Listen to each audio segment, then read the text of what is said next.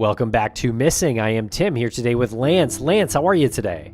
I'm doing fantastic today, Tim. I love it when we have a guest on who can so clearly speak about one of these cold cases that we talk about. Family members will come on, friends will come on, and they're so passionate about finding justice for the individual that we're speaking about. But Tim, before we get to that, how are you? I'm doing great over here. Thanks a lot for asking. And yes, so this episode today is part 2 of our series on the murder of Trish Haynes. And she first went missing in around May of 2018 in New Hampshire, a very familiar state from these cases that we've covered, Lance. But she was officially determined to have been murdered not long after that, in 2019, so about a year later. And this is a very strange case in that way that the authorities, it seems like they knew that she had been murdered and asked the family to kind of keep that part quiet while they worked on the investigation. And the family did for a year. But now they are done with that period of time, and they are very confused and a little upset at the state of New Hampshire for, not moving this case forward and not solving it officially.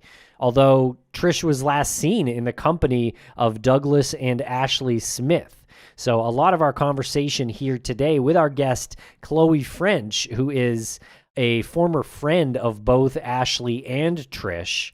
She really grew up with both of them, so she has a very interesting perspective on both of them, and she has been advocating for this case for some years, and we are really behind this family with their fight for justice. Yeah, you really said it there. We're behind the family. We can't thank Chloe enough for joining us, and not only joining us, but really breaking down all of these details in such a articulate manner and laying things out in a chronological way where we can make sense of it. And you did say that the family is a little bit upset with the state of New Hampshire for some of the choices that they made, but we know for certain that the more people talk about these cold cases, the more pressure is put on the state and the more movement actually happens. So this is a very solvable case. This is a very solvable disappearance, murder.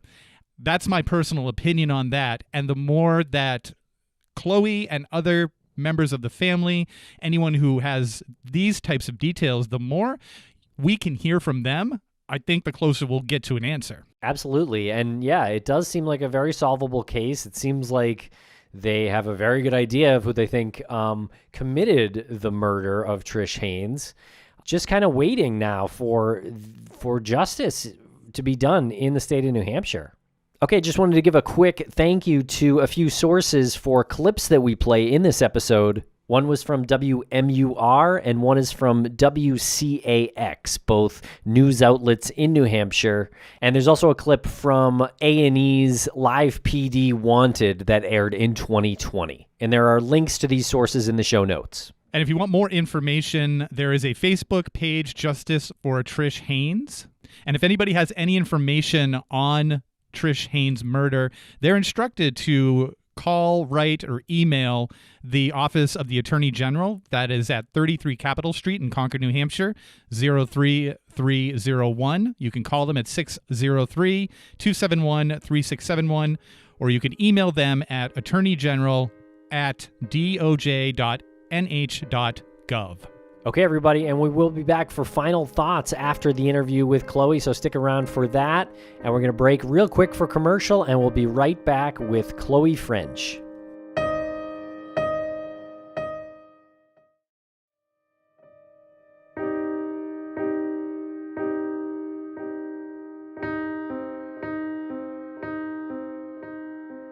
Chloe French, welcome to the podcast. How are you today? I am doing well. Thank you. Thank you for having me. Yes, absolutely. We're so glad that we were able to connect and you were communicating with Tim, I think, over social media. And that's just the beauty of how this world works now. We put this story out there, this tragic story, this frustrating story that you're connected with. But before we get into that, can you let the listeners know who you are and a little bit on your background and what brings you to the show? Yeah, absolutely. So as you know, my name is Chloe, and I actually went to school with both Trish and Ashley. Ashley more so. We grew up in the same small town of New Hampshire, went to the same school from kindergarten through graduation. Trish was in our school briefly, so I did, I have a little bit of a connection with her through there, but mostly my connection really is growing up with Ashley. Okay, and how did you come to advocate for Trisha's case? Yeah, so it all kind of came together very suddenly, very quickly, and unexpectedly. But back in the very beginning, I believe it was 2018 at this point, there was talk that Trish was missing. She hadn't officially been mentioned or named as a missing person. I don't believe there had been a report filed at that point. But again, small town, there's talk. And there was talk that people were looking for her, that they were looking for Doug and Ashley, and that something bad had happened. Didn't think a whole lot of it, knew that Doug and Ashley were a rough crowd, to say the least. So at that point in life, wasn't really connected with them, but the names all stood out to me. And then it wasn't until one day on social media, I saw an interview, and I believe it's the only interview Ashley has done on television. And it was done with WMUR, and I knew she was lying. Everything about her mannerisms, everything about the way she spoke, the words she spoke, it didn't sit right with me. And growing up with her, knowing her, I knew she was lying.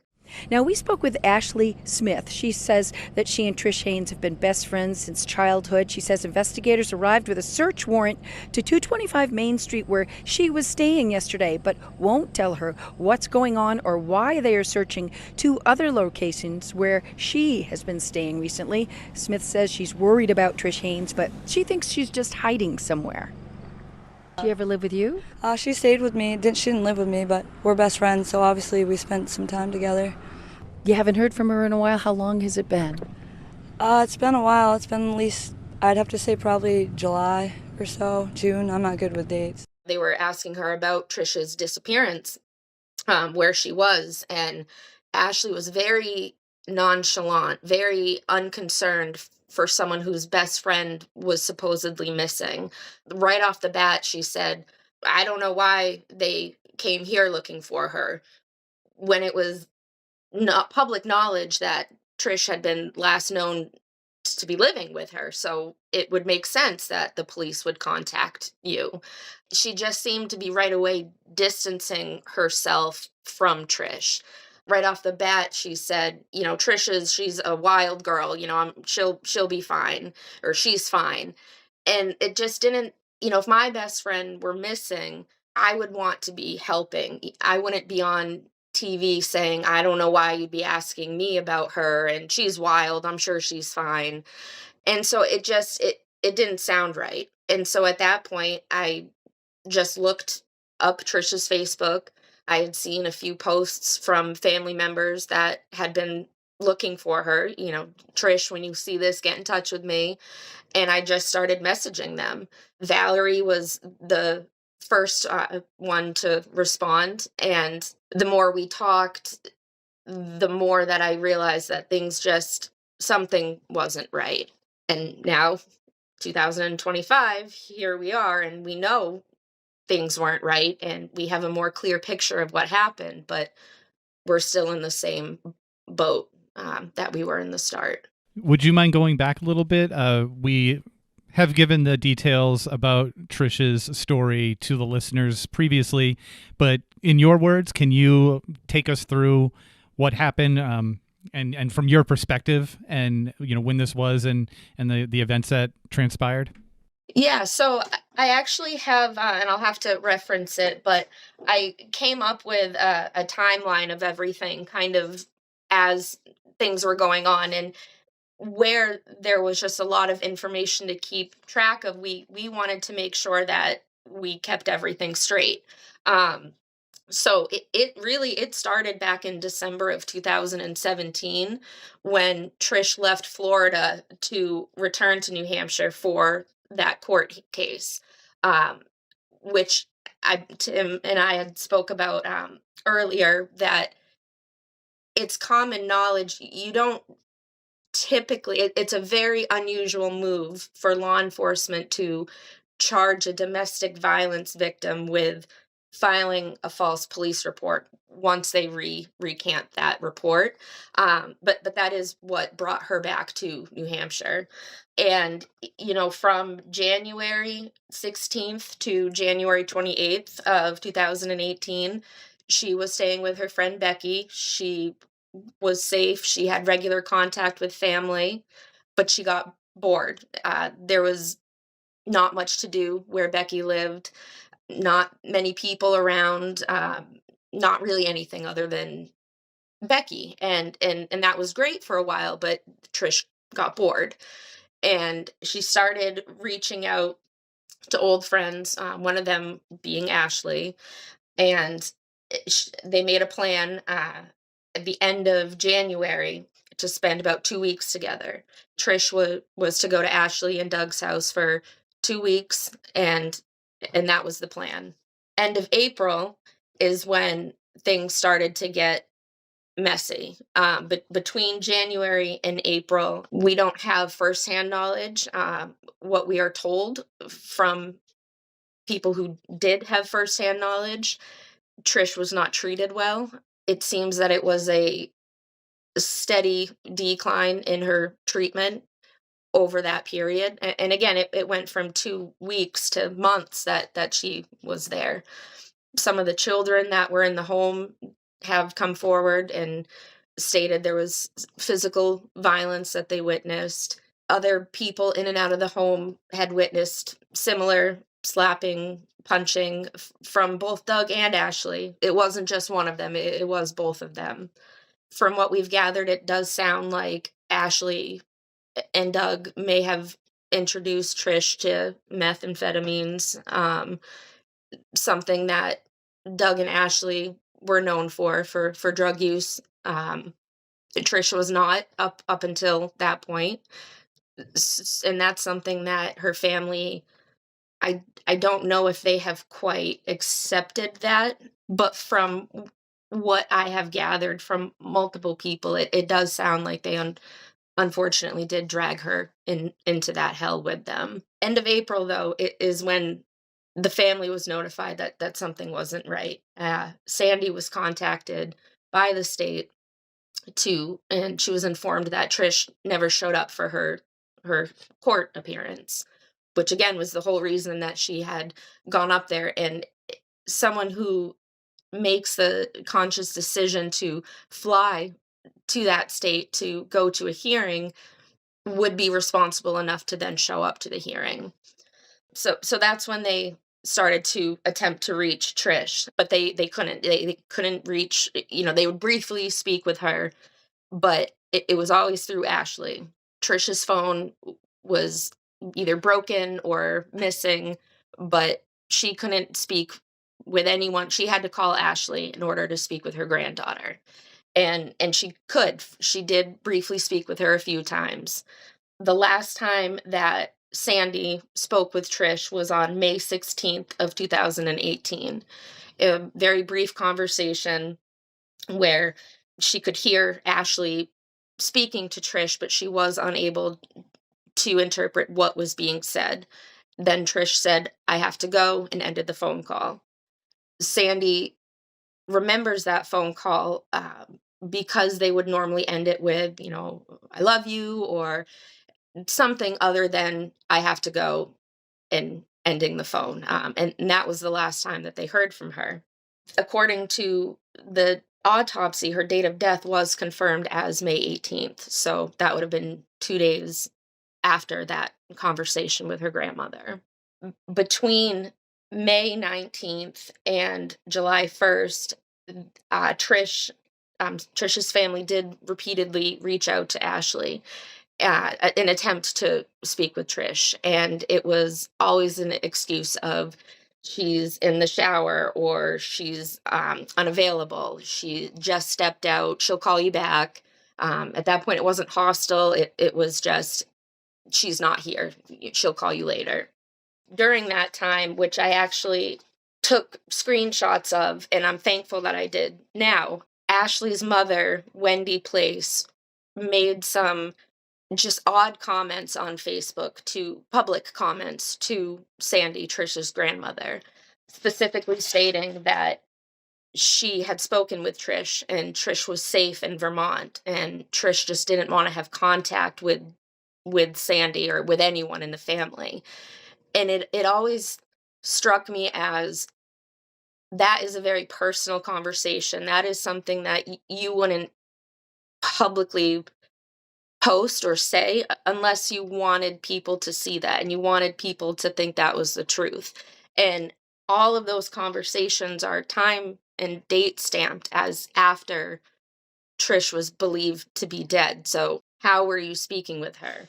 I believe it was the first week of July in 2018, Valerie was made aware of all of this and made aware that Sandy had repeatedly tried to contact Trish. And at that point, Valerie, who lives part-time in New Hampshire, part-time in Florida, said, I'm going to go look for her. And she did. She went up to the area. She didn't know anything about Doug or Ashley. She had pictures of them that she had gotten off of their Facebooks, and she went to stores and she asked around, and she did not know anything about them, but she knew something was wrong.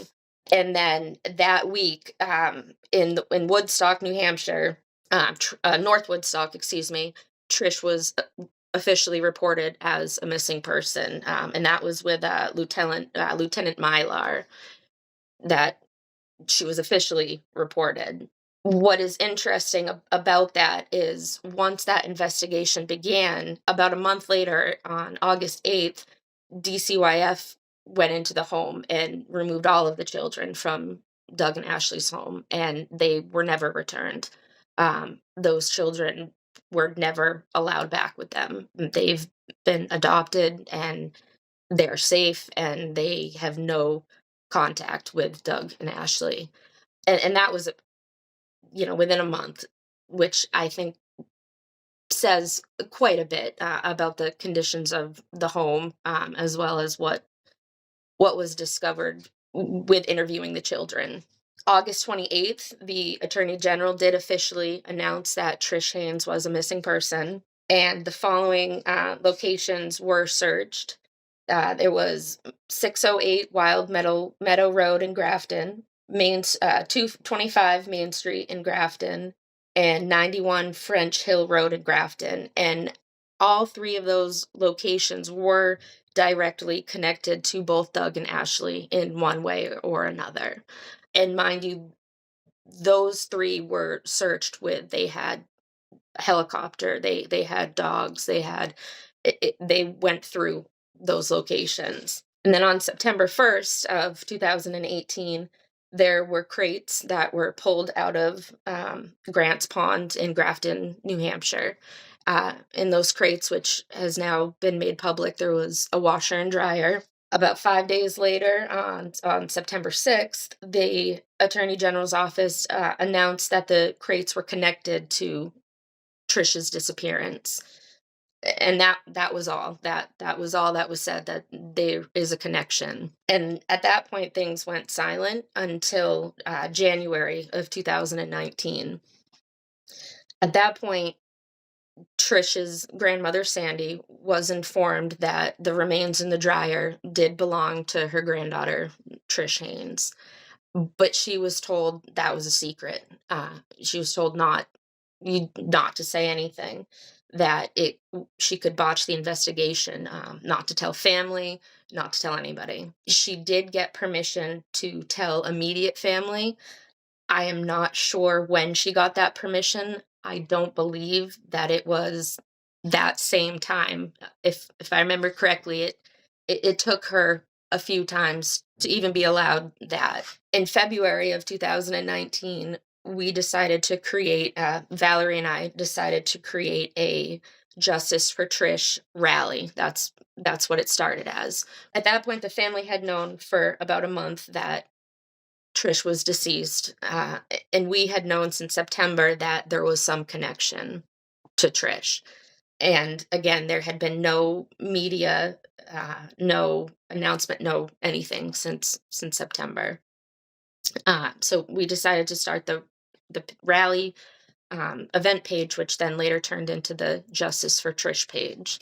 Finally, in July of 2019, the family got tired of being quiet. They got tired of Trish still being listed as a missing person, and they waited. They actually waited a full year.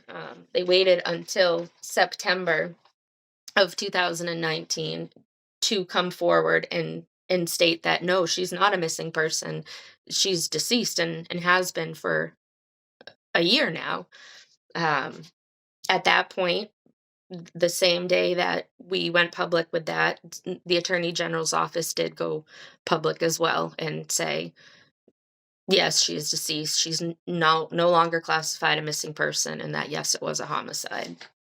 At that point, people started to come forward with things that they had seen, things that they knew, things that they had heard, all things that they didn't quite believe, because nobody believes that someone they knows is a psychopath. Nobody thinks someone they knows would chop another human being up and dispose of them.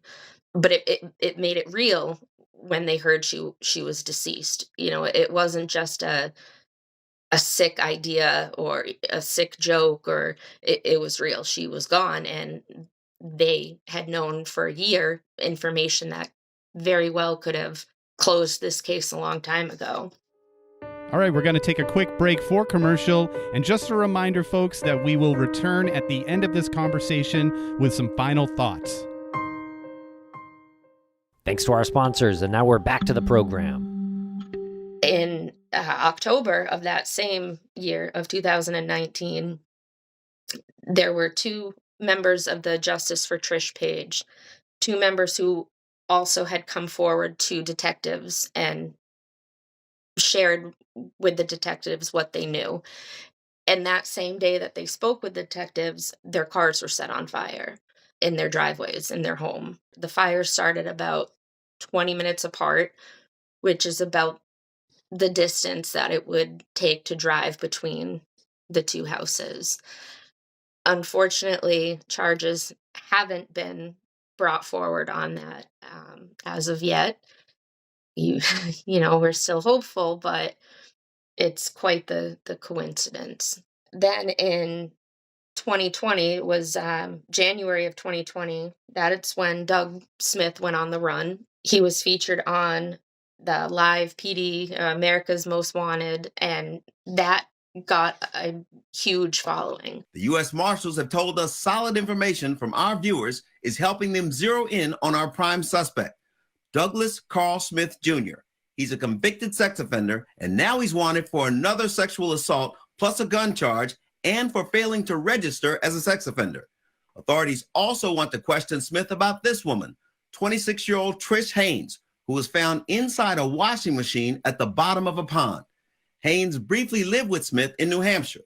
Suddenly, people were hearing about Trish's story from all over the country, and they all wanted to know the same thing. Why has nothing happened? And, to bring back what you had said about the power of social media, the more people that have heard about it, they all have the same question. And it's the same question we've had all along, is why has nothing been done? Doug Smith was arrested. He was found 5 months later. He was found in Vermont in June.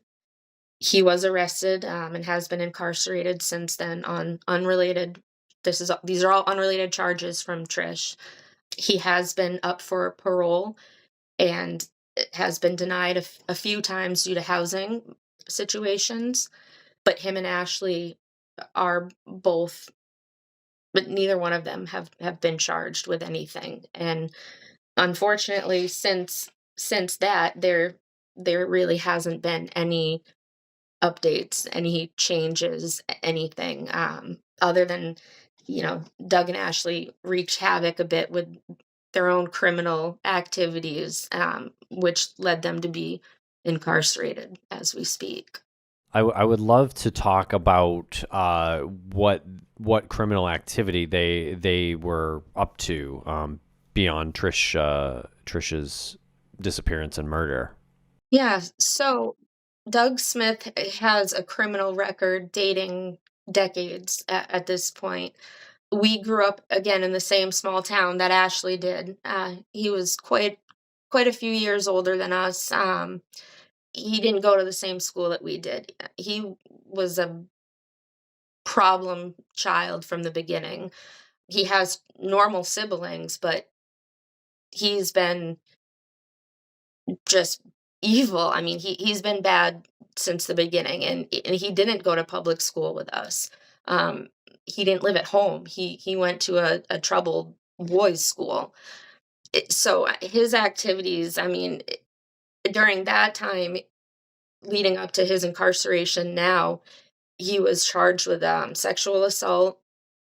He was charged with firing a weapon at another vehicle, a moving vehicle, being a felon in possession of a deadly weapon, evading police, multiple things. They got him with voting fraud, which I just thought was like, not to laugh, but my God, I know. You just rattled off like serious crimes, and voting fraud. So they got him with multiple things. Ashley, she led police on a police chase. A New Hampshire woman faces several charges after leading police on a car chase Friday night in Newport, New Hampshire. Around 9 p.m., police tried to stop a car driven by 29-year-old Ashley Smith of Warner for having defective equipment and no license plates. Police say she refused to stop and a chase ensued. Troopers deployed stop sticks, which are tire deflation devices, popping all 4 tires of Smith's car, though she still again refused to stop. The chase continued until Smith crashed into a police cruiser. Police discovered that she had 4 total warrants out for her arrest, and she was charged with felony, reckless conduct, and disobeying an officer, among other charges. She has a criminal record, not as much so as Doug. I always thought with them it was kind of like when dad meets evil. Ashley really could have gone either way. Her environment was just, she was doomed really from the start, and nothing excuses her behavior and her actions, but she just did not get a good hand in life for sure. And Doug did. He had a very decent home, decent parents, but he there's just been something wrong with him since the beginning. And Ashley wants to fit in. She's always wanted to fit in. She's always wanted to have, her group of people or have a boyfriend.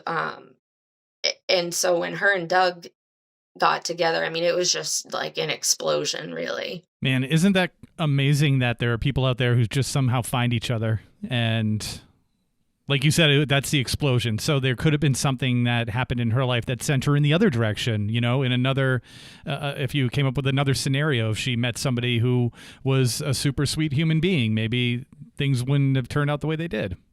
And she did, right after high school. I had my son my junior year of high school, and then Ashley had her daughter our senior year.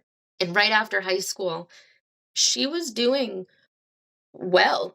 She was with the father of that child. He had a job. They had a decent apartment. I actually brought her baby stuff one day. We would have been 18, and I remember walking into her apartment to bring this stuff, and I was like, good for her.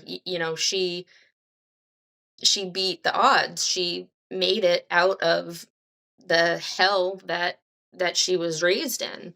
And then they moved out west, and I had followed her. We were friends on Facebook, and that was how I had seen her looking for some baby stuff, and that was how we had kind of connected again. So I watched as they moved out there, and then maybe 6 months after that, she just started posting some, I don't know how, just too much information, things like, I hate my baby daddy, he's, whatever, things that you just don't post. And I had heard, from following her page, I watched as she moved back to New Hampshire, lived in her car for a little bit. And then I didn't see or hear much. Again, we were in two very different crowds. And then one day I saw her post that she was in a relationship with Doug Smith. And I just remember thinking like, oh, Jesus. I mean, we all knew to stay away from him. We all knew that he, at that point, had already been charged with sexual assault. And I just remember thinking, as a mom, you're a mom, why are you bringing somebody like that around your child? And that was when I just kind of was like, well, I mean, good luck, really. And I distanced myself, and which was easy because we weren't in regular contact. But I stopped, commenting on her posts. I just slowly distanced myself because, again, it was very public knowledge that there's just not Doug. There was something wrong with Doug. A few minutes ago, you had mentioned that there was searches, and you said that the properties had connections to Doug and Ashley. Were these residents, or were these just like properties? What type of properties were they?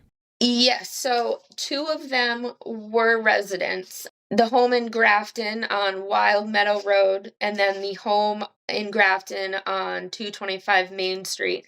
Those were both residents that they had rented from, that they had lived in. And then the French Hill Road in Grafton, from what I remember, it was not a home.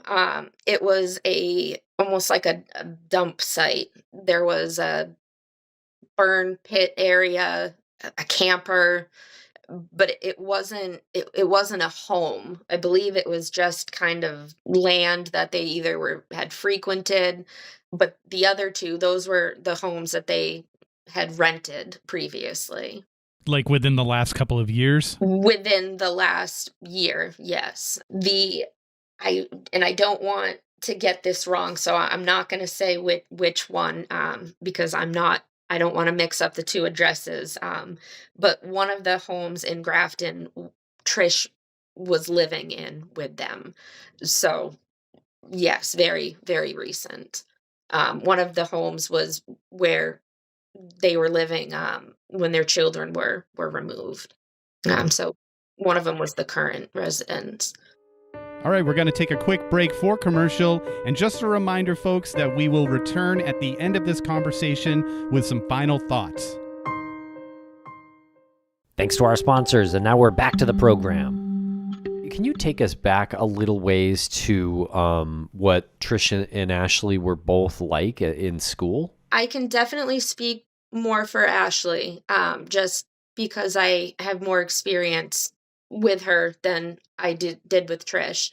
Ashley, she wanted to fit in, she wanted friends. She always wanted to be in a crowd that she perceived as a cool crowd or a popular crowd. She would do anything to do that. It never worked for her. But when I say she would do anything, she would put down her friends who did like her, who did want to spend time with her, and who she didn't have to put an act on to impress. She would put them down in front of the people she perceived as cool in order to prove, I don't know, in order to attempt to get into that crowd. She got in trouble, not the kind of trouble that Doug did. And to be honest, teachers felt bad. I mean, they felt bad for that family. It was not a good situation. And the state of New Hampshire failed that family for not removing those children. There's no excuse for why those children were left in the home, and they were. So things that she did, she would steal things, little things from people's lockers, and she would get, small time detention, things like that. But again, teachers just, they felt bad. They felt bad for her. So it kind of skated through a bit. In high school, we were in two very different crowds. And I wasn't even I wasn't one of like the popular people either. We were in different crowds. I remember her being in a couple little kind of cat fight, little slapping like fights, but nothing crazy. She just always wanted to fit in and always wanted to be liked. And it was the same with Trish. Trish, I remember briefly in middle school, I left the district for a couple years and then we moved back. So I joined them again in high school. And I just remember she was sweet, she was quiet. She wasn't loudmouth like Ashley was. I don't remember her talking back to teachers or being mean to, her friends. But she always wanted to be liked as well. And that was something that was later used against her. She just desperately wanted to feel like she had a friend group. And then she left, I believe she left high school. She didn't graduate with us. I know that. She had gone down to Florida with her grandmother and was doing well. Again, she was one that I followed on Facebook, but we didn't really talk. But I would see her posts, and I remember she was working, and I just remember thinking, good for her. I'm glad things seemed like they were working out. And then she ended up back in New Hampshire, and here we are. We had spoken to Valerie, and she had mentioned that Trish had disability checks that were coming in. I just want to get your opinion on that. Was she being used for these checks? I believe she was getting the checks for she had some emotional developmental delays, I guess. One of the big questions that we as friends and family have had is if that benefit card was continued to be used after Trish's death. I don't know if that answers your question at all. We know she was spending her money accordingly. We don't know if she was spending it after May of 2018. Gotcha. Yeah, thank you. It's a tough question to ask because I don't want to put you on the spot or indicate something that's not true. Right. And I did not know that Trish was receiving disability. And it was, I have friends in wheelchairs who do receive disability, and it is obvious that, why they would need it. I would be very shocked knowing the type of person that Trish was if she had not shared that information with Ashley in some way as hey, I have some money I can help out with, or, I would be shocked if she had kept that a secret from Ashley. And were Trish and Ashley friends in school growing up? They were. They were in that same friend group. Again, Ashley would put people down frequently. I had seen her do it not just with Trish, and there's not any specific instance I can think of, but on multiple occasions. I can remember her blurting something out about, oh, that's that boy you like, and them being embarrassed and just childish. And we were kids. I mean, we're in high school. But it continued on into adulthood as well. She just they both wanted to be liked, and Ashley is very manipulative, and Trish was easy to be manipulated. And part of it comes back to her wanting to be liked, and Ashley would push and she would do and say things and then come right back with, oh, you're my best friend, I love you so much. And it was almost like a abusive spouse situation, where that cycle of, okay, she hurt me, but now she loves me and that feels good, so let's stick with that. And then you mix drugs into it, and it's not good. As kids, I don't really know if I know they hung out in school and, at school dances and things like that. Ashley's house, you wouldn't go there. It wasn't habitable. I mean, it wasn't, no parent would drop their child off there for a sleepover. So, if they did more outside of school, I have no idea. But it wouldn't have been, at Ashley's house. So where are you now with your Justice for Trish mission? Is there more events that are coming up, or vigils? Right now, winter time is a little trickier, with Val being in Florida.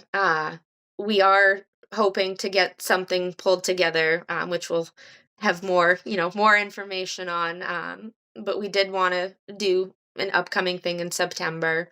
We have had more frequent meetings with investigators, with the Attorney General. Well, not with the Attorney General, with a representative from the office.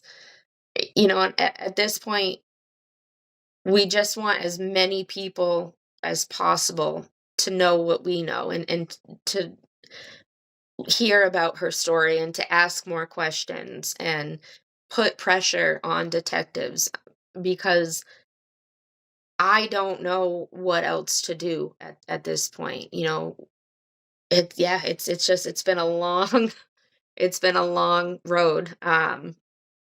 But we're not giving up, and we're just asking that people share her story and investigate the story themselves. And social media has helped solve crimes in the past, and we're a small state. New Hampshire is not a big state, and we have a lot of unsolved crimes and unsolved murders. And I don't want to be here in 25 years meeting with people about her unsolved murder. Have you heard of other cases sort of being treated in this way by the Attorney General's office? Yes and no. I have not heard of another missing person who has been found murdered and where that's been kept a secret. And that's exactly what it was. It was a secret. We to this day don't understand why it was kept. So in that aspect, I have not heard of cases being handled that way. In the sense of the lack of communication, absolutely. We had held an event where multiple families came together, and it dated back to decades. And the common theme was that we were all told the same thing, that there is nothing new to report. It is an ongoing investigation, and they are still trying to determine what, if any, criminal charges can be brought forward. And anyone can say that for 50, 60 years. And by law, I mean, they don't have to give the family proof that they've done anything. So decades have gone by for some of these families, and they're being told the same thing, and loved ones have passed away and without knowing what happened, and that's wrong. I mean, it's 2025, and we're a small state. I mean, there's no reason, with the amount of information that the detectives know and the evidence that they have, even the circumstantial evidence, and they have part of her body. I mean, there's just no reason in my mind that Doug and Ashley could very well walk away from this.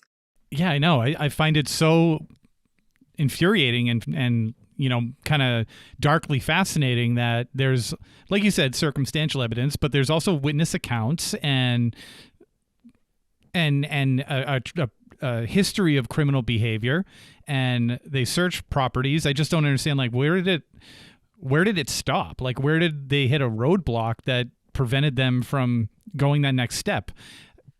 I don't get it. And these aren't like, I mean, you're describing Doug as evil. I mean, this is somebody who is like a career criminal, but not like a smart criminal. Like, he doesn't seem to be a criminal mastermind. He's not. The scary part is he knows how to hold an intelligent conversation. And that's how they got by. That's how they were able to rent apartments. Speaking, because we have spoken with some of the people who rented to them. He is a liar. I mean, he will give you his real, sometimes he gave a fake name. Sometimes he would give a real name. He would make up references that were his friends. People would call the references. I mean, he's not stupid when it comes to crime. He's just not.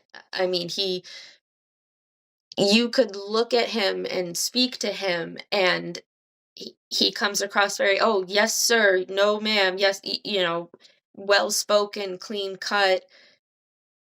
But then he turns around and rapes people, and those are all things that he's been convicted of, and that's evil to me. There's no remorse. I mean, again, small town, and his parents have been through a lot with him, and they're not happy with me, and I, for making it very public, making their son very public. But overall, they've had problems with him since the very beginning, and they're decent, normal people. There's just some people are just born evil, and that's Doug Smith.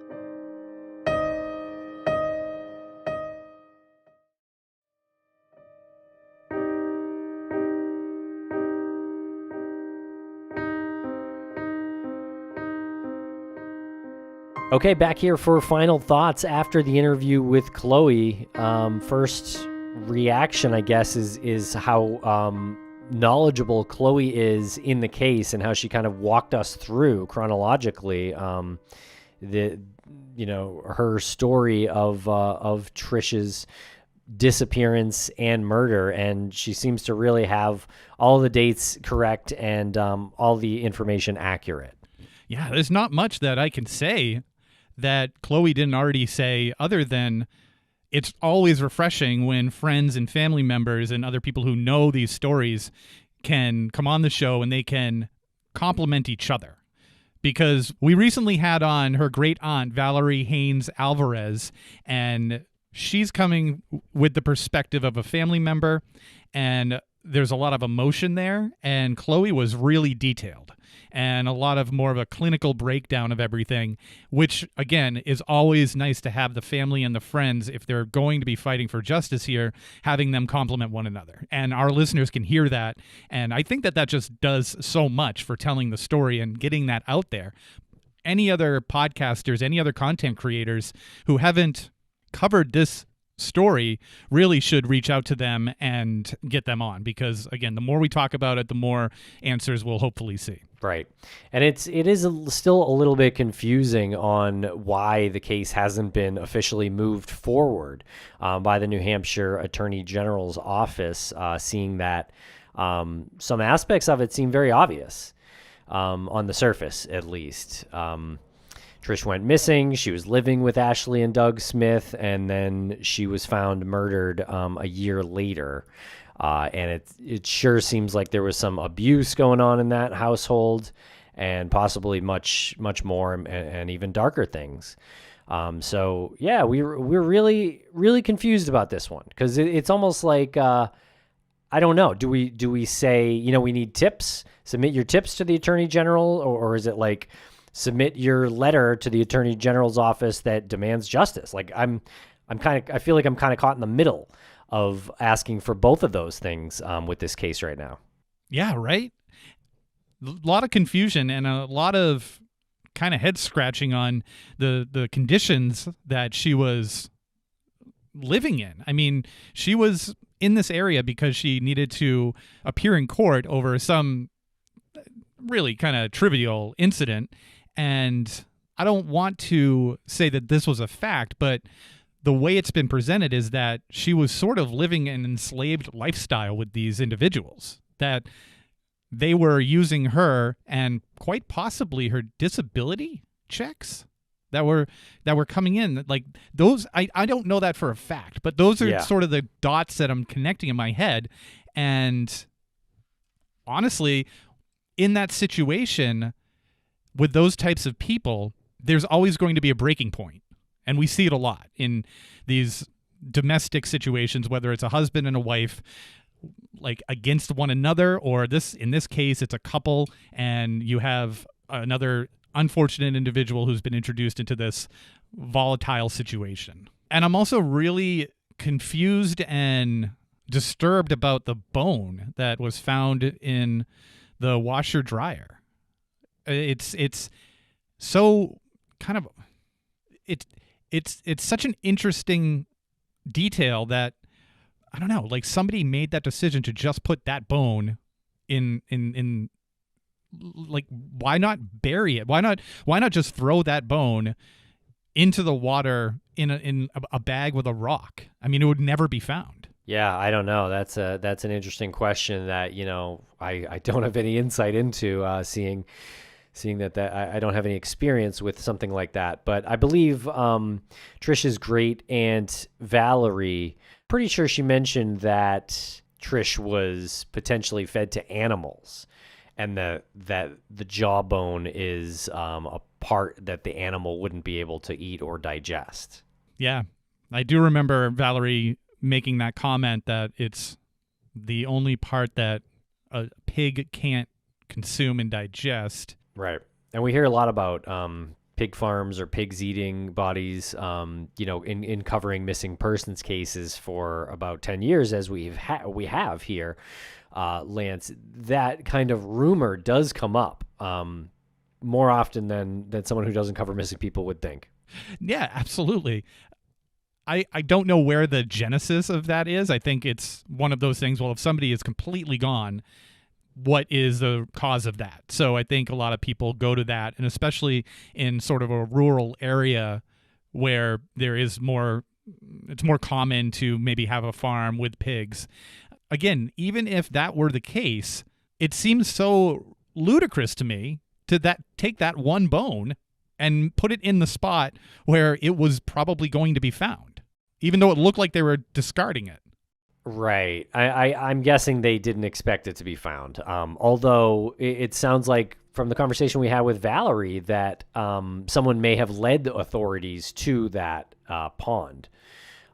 So it's still a little confusing. Like there's a lot of information we really don't know about who or why, or what made them come clean, if someone did come clean, Yeah, maybe you're right. Maybe the person who led authorities to locating the washer dryer that had the jawbone in it, maybe that person put the jawbone in it just to maybe absolve themselves a little bit of some of the guilt and give enough of an indication that Trish was no longer with us, and maybe this could lead to someone being apprehended for it. Maybe it was a way to say, like, maybe sort of get some of the weight off their chest. I have no idea. Yeah, I don't either.